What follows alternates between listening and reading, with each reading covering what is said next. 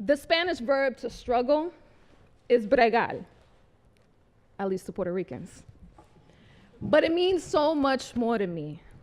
When we Puerto Ricans use this word, we mean that gritty determination, right? It's that deeply cultural will to not just survive scarcity and hardship, but also to use creativity and humor to thrive within it. It's why I fell in love with Philly so much. I've come to realize it's a city of neighborhoods with histories of peoples and communities just constantly bregando.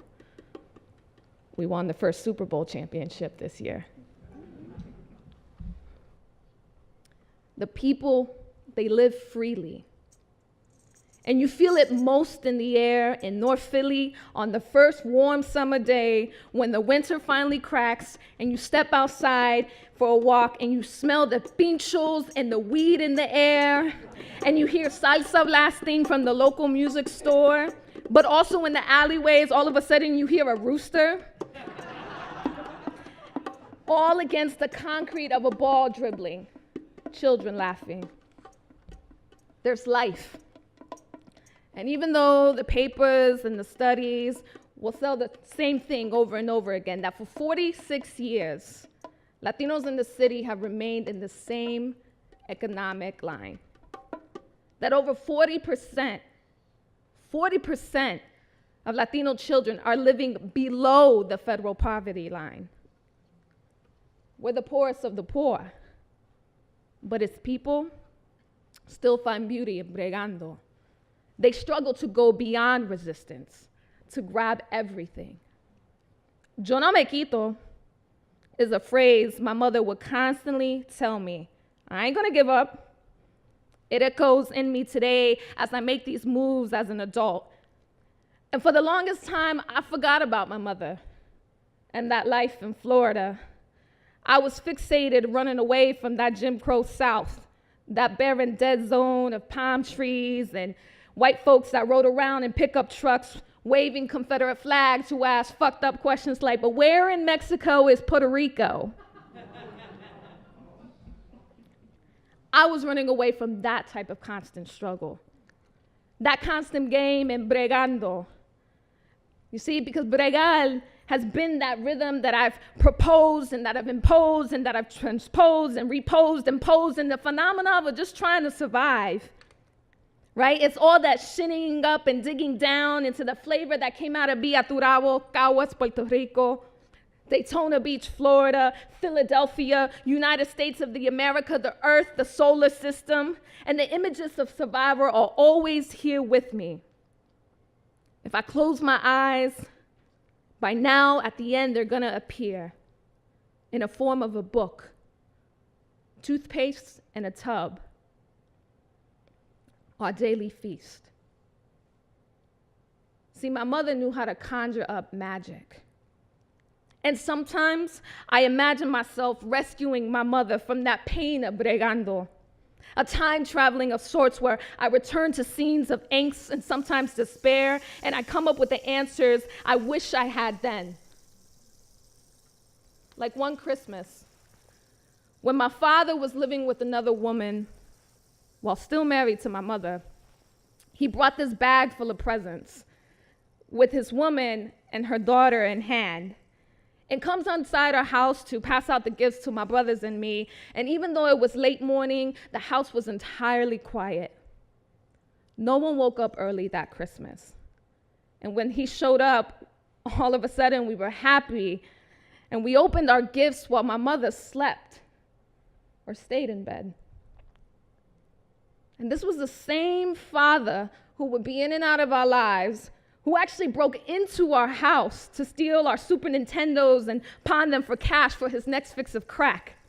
That same father who would come home with the yellow in his eyes and his daily cologne of Budweiser beer would beat my mother senseless for not making enough money and turn around and say to a 5-year-old girl, "Shh, hey, you know that I love her, right?" That man, who after he left, I went into my mother's room to show her one of the gifts that I received. It was a word processor to type away before computers. And all mommy said was, Nicole, I'm sorry for this Christmas that I didn't have a lot of money. And she handed me a small gift anyway, a gift wrapped in newspaper. And when I opened it, I saw it was a book. This morning, when I woke up and I began my morning routine, I noticed that my toothpaste was almost gone. And I was about to throw it away when all of a sudden I heard my mother's voice say suddenly, Nicole, ¿qué tú estás haciendo? Saca las tijeras. Cut it open. Scrape the sides. There's always more than what you can see. I experienced a possession of mommy, an apparition of scenes where she would conjure up magic in the most fantastical ways. Because let me tell you, we were some Puerto Ricans. But I never felt poor living in those Florida project apartments. Mommy taught us the ritual of bregando. Like that one time, we had no electricity. Imagínate, no electricity in Florida in the deep south on a hot summer day. And we received the notice that our water was about to be cut off by the city. So mommy quickly sprung into action, and she ran to the bathroom and she filled the bathtub with water, just enough to ensure we would have clean water to use and bathe the next day. And then she ran into the closet and she started pulling out a bunch of frisas and started hanging them up in la sala. And she lit candles and she looked at me and she said, Mira, Nicole, estamos camping. My mother's never been camping. My mother loved us ferociously. And that's how she gave us hope, by bregando with the circumstances. When I was older, I found out that for 20 years, she would wake up every single day at 5 a.m. in Holly Hill, Florida, to take me and my brothers to school, to then teach 4-year-olds in Head Start, because she saw the genius of those children, the future possibilities and their shapes and their colors and their drawings and all their ways, all of them poor, all of them black and brown. And she hoped, a utopic hope, that she could help some, because she saw the possibilities of the many Americas within the Americas. She saw the possibilities before they were wiped out. I found out that my mother only made $12,000 a year for 20 years. She loved us. And at our hungriest, when we would open up the refrigerator and there would only be water, she somehow conjured up the magic of serving us feast. It would be in the form of a big caldero full of white rice, 1 can of tuna fish, 1 boiled egg, and 1 tomato to dice up. That was a feast. And there was always enough to serve for many. But I wondered, because I noticed my mother would never actually eat when we would. What does she eat?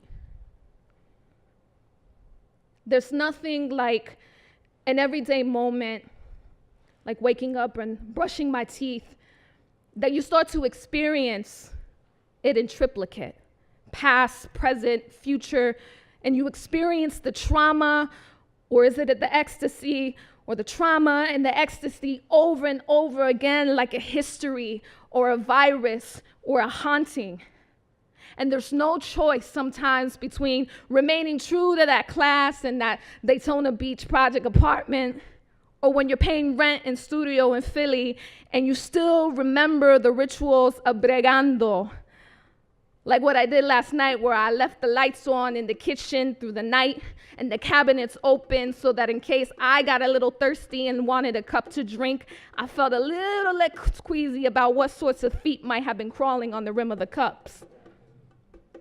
See, estamos bregando. We do this to go beyond resistance, to grab everything.